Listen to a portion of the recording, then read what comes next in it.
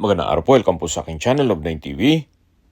Nandito po tayo ngayon sa Tagaytay kung saan meron po tayong bagong video presentation, isang residential property na may lot area na 326 square meters. Ito po ay titulado at may frontage na 15 meters. Nasa dead end po ito at along two-way cemented road.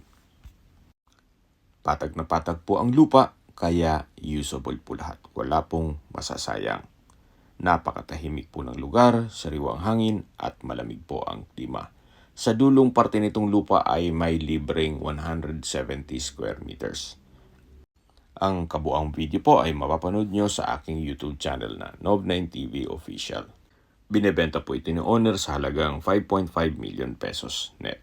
Kung may mga katanungan po kayo, tawag lang po kayo sa aking numero. Maraming